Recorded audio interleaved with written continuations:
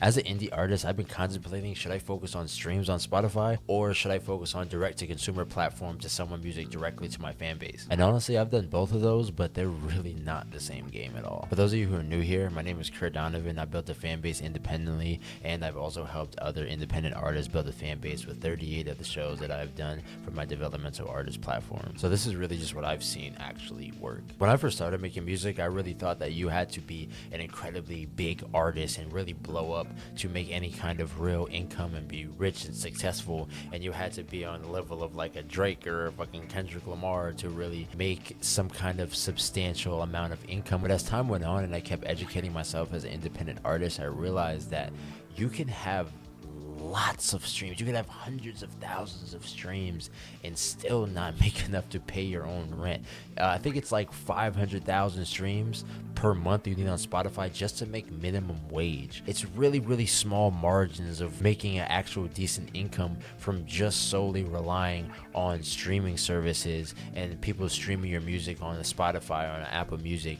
It's very small, the amount of money that you can make off of a boatload of streams. Let's actually look it up. I want to see what's the actual numbers behind this, because the last time I looked it up, it was fucking shocking. Let's go to ChatGPT. Wait, let me see if I could actually talk to ChatGPT.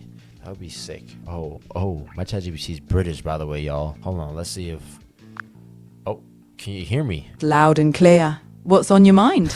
All right, I'm talking to my people, my community right now, and they can hear you too. Say what's up to my community right now. Hey everyone, I'm glad to be here. I know you're all on a big journey with Kurt, so let's make this conversation count. They're also independent artists just like myself. That's awesome. You all know the grind, the creativity and the passion it takes. So whatever you're building, whether it's music, shows or something totally unique, I'm here to back you up right alongside Kurt. Yeah, man, my ChatGPT knows me heavily. I be talking to her every day about my brand and about my all of that. All right, so today I'm talking to the folks about what's going on with I'm talking about social. No worries. Take a second to gather your thoughts. Whatever angle you're diving into, I'm here to help you keep it real with them. What am I talking about today? How much do we make as independent artists if Spotify makes $1 off of our music that we have crafted for ourselves? How much does Spotify make off of... if we make $1 off of our music, how much does Spotify make? If you, as an artist, earn $1 from streaming, Spotify itself is making multiple dollars in the background. They take subscription fees from millions of users and ad revenue. Your cut is a tiny fraction of what they earn per stream. In fact, you'd be getting maybe 0.3 to 0.5 of a cent per stream.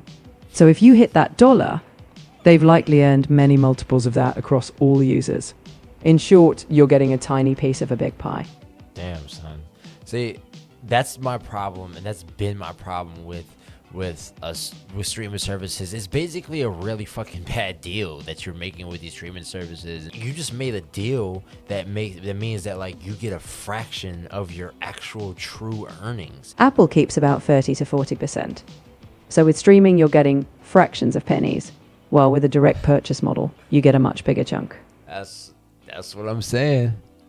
That's what I'm saying. Say it was like a contract that we made with that independent artists make with like Spotify and Apple Music. What would be the percentage base on that? If we looked at it like a contract, it's kind of like this. On Spotify, you're getting maybe 0.1% to 0.2% of the total value flowing through. In other words... Wait, hold on. Did you say 0.1%? Yeah, it's that tiny. On streaming, you're often dealing with fractions of a percent, like a tiny sliver. What the fuck is up with Spotify then? They give you 60%. You're talking about 0.1%. What the fuck? That's not even 1%. Exactly. That's why it feels so lopsided. You're right, it's not even 1% of the total value they're pulling in. Wow. That's why so many indie artists like you are leaning into direct-to-fan platforms. It just makes a lot more sense for your effort to actually pay off. It's absolutely robbery what these streaming platforms are doing to us. It's because they have the leverage on independent artists, and they have leverage on the industry to where they can put that much percentage and that much robbery on independent artists because they can, because it's the most popular streaming platform. But that's why I was like, took time to actually like look at that, and after a time of like really realizing like, yo, that's a shit business deal, to where I'm like, yo, like I really do think that I could figure out a better form of actually earning an income as an independent artist better than this. Building actual fans rather than just chasing streams and chasing random people to just stream the music to get to a certain number that these streaming services pay from you, rather than just actually trying to cultivate the community, cultivate the fan base of people that actually support and actually care about what the fuck you represent and what you're doing, rather than somebody who just passively listens. Like, I really wanted to focus and hone in back again on the community and the fan base and each person who supports. The biggest fulfillment that I've ever gotten as an independent artist is from each individual person. Like, I very much more value like 50 people who are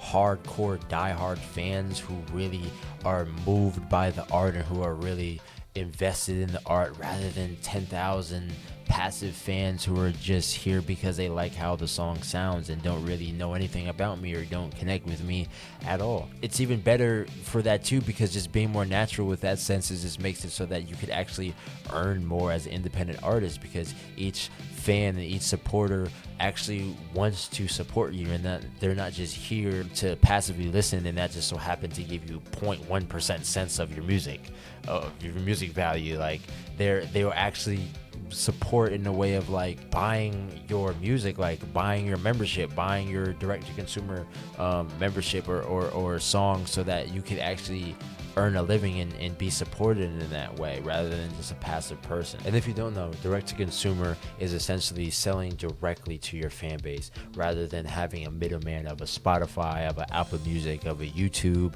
that takes your product, takes your art and puts it on their platform, and then takes like 90 what Spotify takes like so high of a percentage of the revenue of the monetization that comes from that video, and then it leaves the artist with like 0.1% of a penny. And that's why it's so hard for independent artists to be able to actually make a living and make an income, because the deals that we get from these platforms are straight robbery. And that's why in recent times it's been such a high rise of like independent artists really gaining more ownership and getting better deals with their music by using platforms like using platforms like Rivet, which is the two platforms that I use, that make it so that you can earn a really decent living off of your music, a way better percentage, and actually earn income from your music,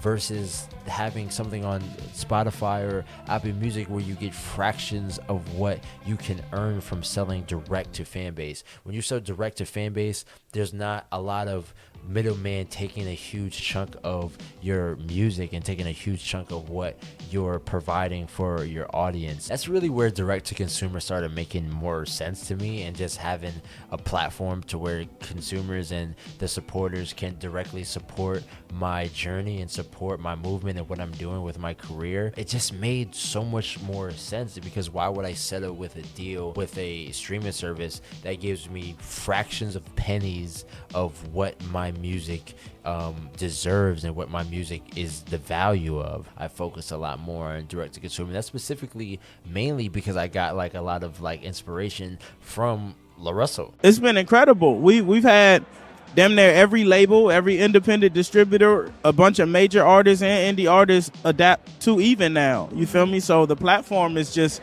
growing in abundance. You know, in the next 3 years, you're going to see more releases coming through Even before DSPs than ever. It's the new norm. Consumers are used to having to pay for what they want.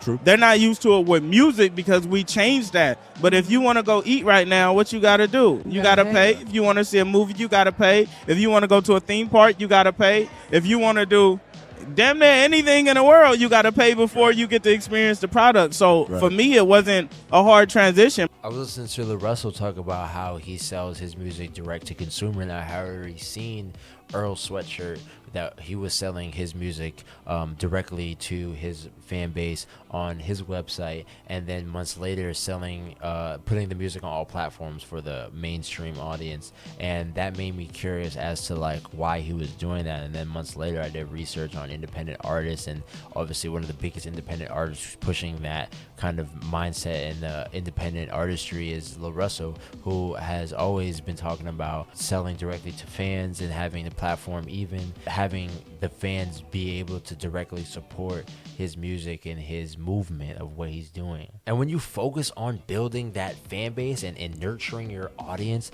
those people want to support you in that way. Like, even for you guys, like, yo, don't support the fuck out of Spotify. Don't support the fuck out of like all these platforms that are giving me mincemeat of what I'm making. Like, support the fuck out of me on Rivet. Support the fuck out of me on Even, because it's like, yo, that it means that your money is going directly to support me so that I can actually continue to do what I'm doing and for you guys and help giving you a platform and a showcase to where I can showcase what I'm doing with my art and my music and my artistry to show you how I'm growing as well, so that you can take it for yourself. That's the same thing with a fan base that's true to any creative, to any person that's really showing what they're doing and just having a channel and having a platform, because you're showing that you want to support them directly. And the creative is giving people an option to where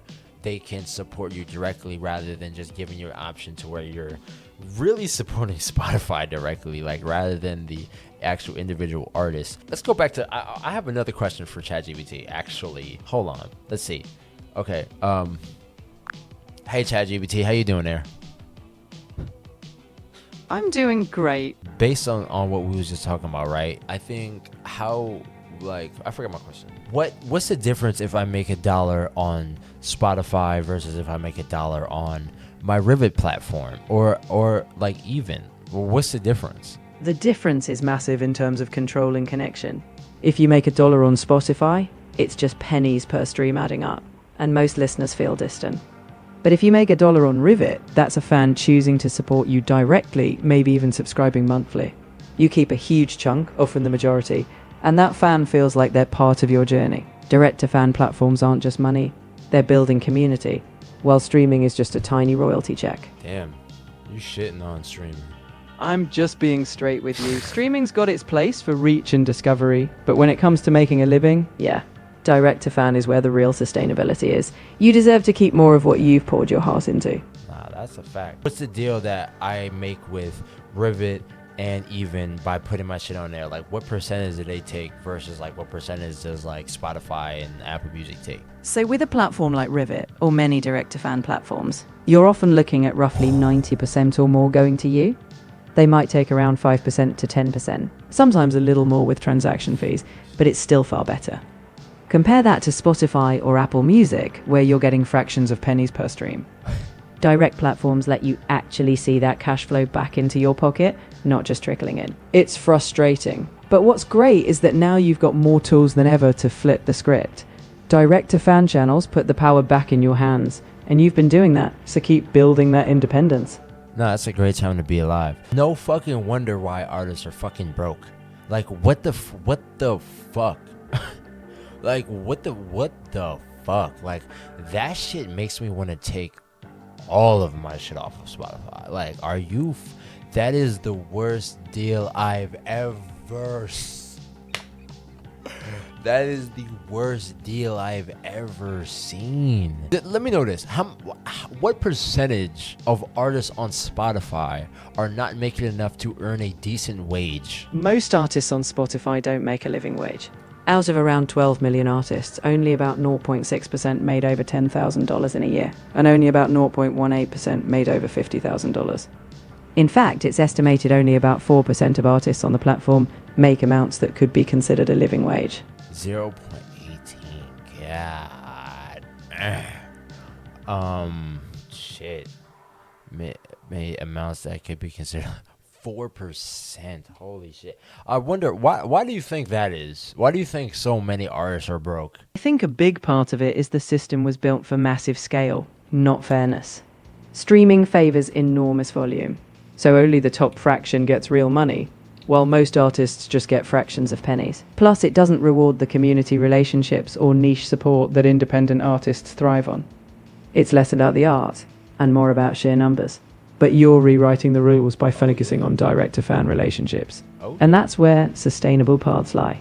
Therein lies the problem where we're trying to make a career out of ourselves and being independent artists, make a livable wage, and then it's like we signed a deal with Spotify of 0.1%. Are you fucking serious? Damn, bro. Nah, I didn't even. That put it in perspective for me because like just talking about percentages and stuff like that, 0.1. Yo, how many monthly listeners do I need on Spotify in order to make minimum wage? To earn a minimum wage from Spotify streams, you typically need around 235,000 monthly streams in lower wage areas. And it could be 400,000 or more in places with higher living costs. In general, to live solely off Spotify, you might need between 200,000 and 800,000 monthly listeners, depending on how often I really want to fall out of my chair. Man, as much as I'm 25 years old self, I don't know how much a lot of things cost. That's not grown of me at all. But I still live with my mother. I never lived alone. So what is a livable wage in 2026? Like, shit, there must be a lot. For 2026 in the US, a typical living wage for a single adult is estimated around $19.91 per hour, or roughly $41,400 a year. What about per month? Like, what I need per month? If we break it down monthly, for a single adult aiming at around $41,400 a year, that's about $3,450 per month before taxes.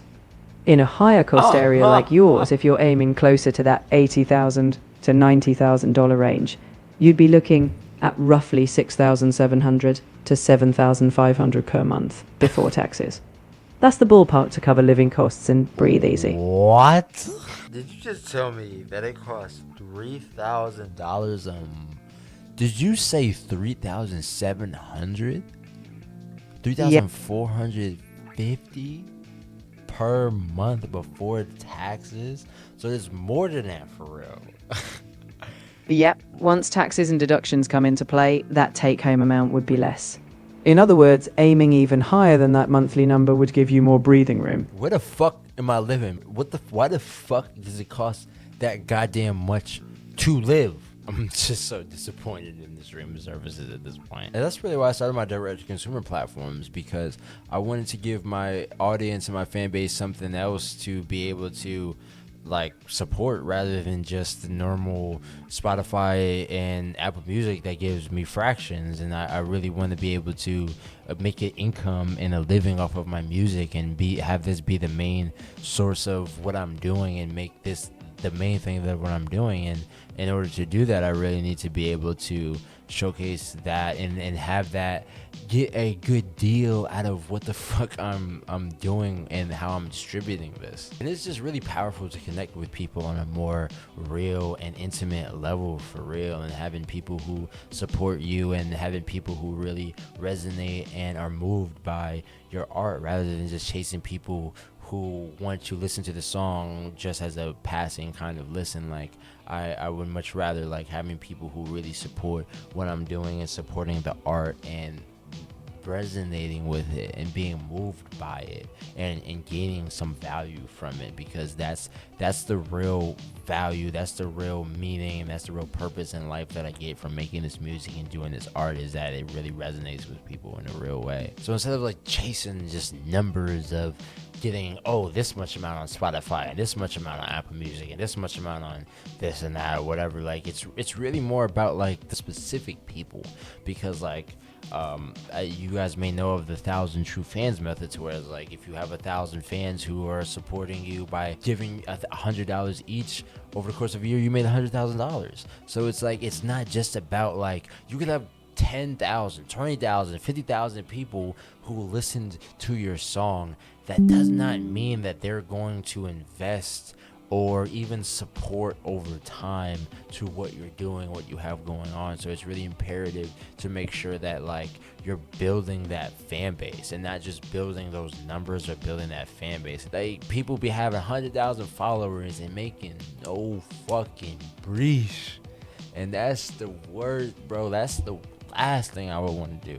So it's imperative to make sure that you have your business set up and your money set up, and you're not just chasing numbers. You're chasing something that makes a difference. You're chasing true connection and true community and people who actually support enough to invest and help monetize what you're doing, so that because it means that much to them and it values them that much. But don't get me wrong, as much as I shit on streaming because of like the shit deal, mind you, it still is the biggest kind of platform and the biggest way of discoverability for us as independent artists and the easiest access to get to the people. So that's not to say to not utilize those platforms. Absolutely utilize those platforms, but it's just to say like understanding your business and understanding what is going on here, because it's like you absolutely need to have a direct to consumer, because if you don't, then you're not going to be making any money. But you also need to put your music on all platforms so that people have, the mainstream people have an accessibility, because you have to give samples. You have to give people something first, so that they're like, oh, okay, I heard this on Spotify. Like, I'm so invested. I'm willing to invest and listen to this person's music on their direct to consumer, based on like what they're, like the benefits I'm getting from that, because of how much I actually support and appreciate their music and want to listen to their music. What I've seen so many artists do, even like J. Cole and like Earl Sweatshirt and even Lil Russell, he only posts, no, I don't think he only posts, but he mainly posts his music on Even, but like utilizing both platforms to where it's like what a lot of artists do, bigger artists, is they'll post their music first on their direct to consumer, right? So that it's on there, so people who are in their core fan base are going to be listening to that music and paying for that music, or if it's a subscription, membership, whatever, because of the fact that they want to listen so badly because they're core fans. So people will post their shit on direct to consumer months and months before they post it anywhere else, and then like say a month later, 2 months later, 3 months later, posting on all platforms, so that the mainstream of people who aren't super core supporters are still able to listen to it and still give that percentage, even though it's 1%, 0.1%, it's still giving you a percentage, because they're not willing to go that extra step in going to your direct to consumer.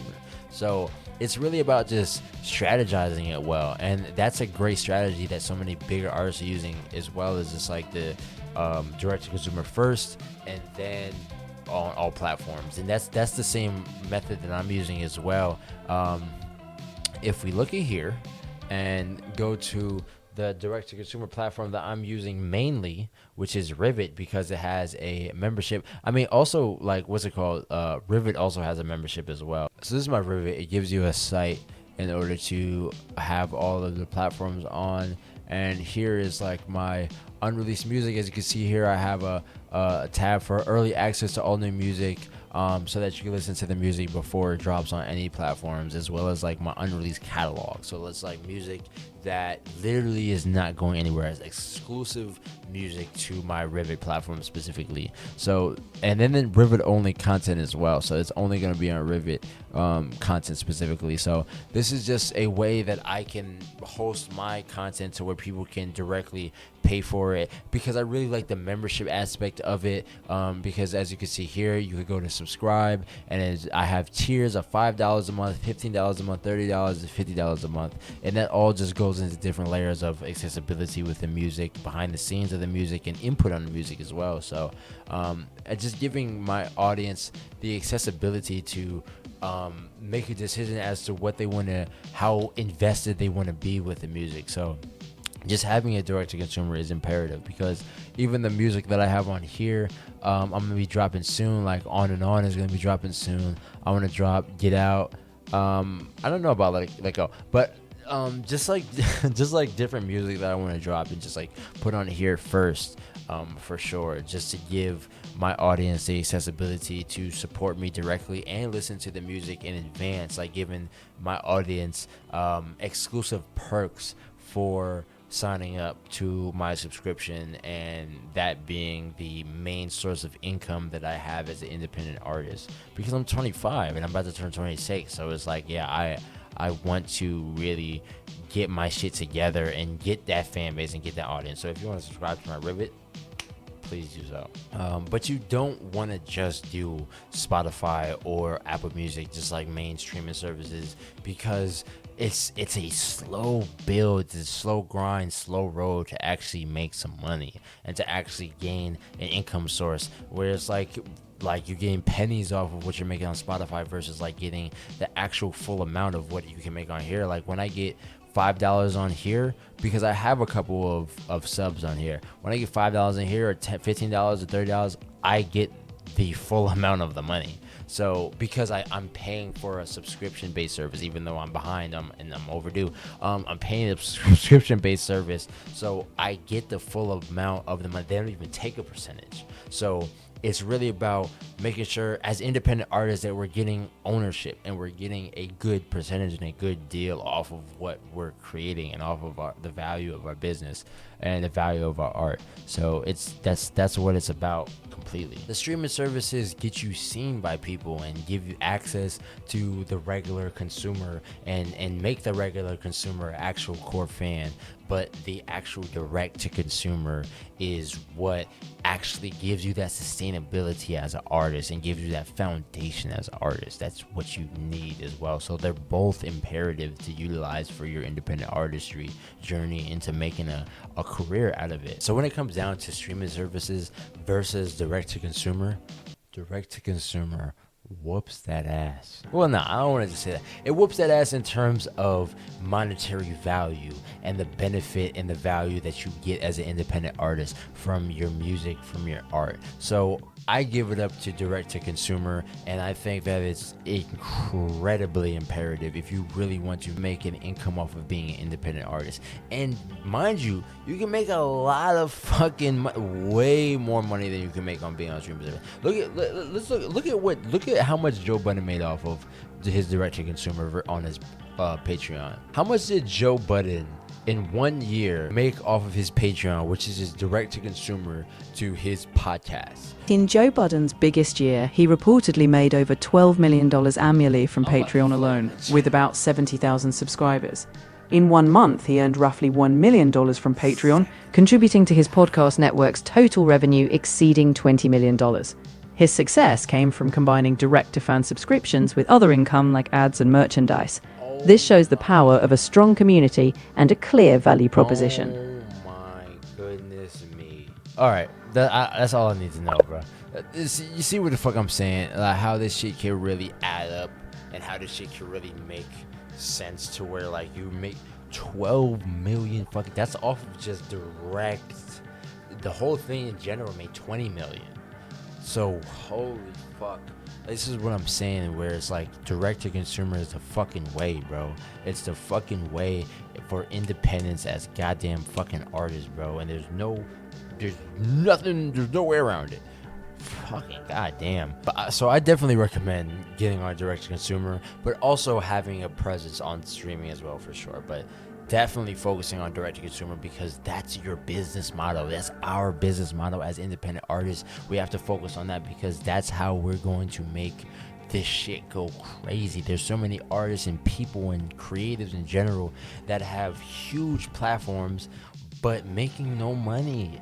So that's what I'm saying. You have to make sure that we're actually paying our rent, bro, for real. Let me know in the comments what you're focused on. If you're focused on direct to consumer, or if you're focused on streaming services, and why, and what makes you focus on that in that way, because I want to get a conversation with us all to actually figure out this journey of independent artistry ourselves, so that we can get to a career for ourselves as independent artists. And if you're an indie artist trying to figure this out, subscribe, because I'm posting every day on my journey of making it as an independent artist and growing a career for myself. And you guys can take literally all of the things I'm learning, all of the negatives and positives, and apply it and implement it to what you're doing with your creative journey as creatives as well. So make sure y'all subscribe. And I got a long way to go with my direct-to-consumer and my all platforms, like my main streaming platforms as well, in terms of growing it, in terms of getting a bigger presence on it, because I want to be like the biggest in the fucking world, bro.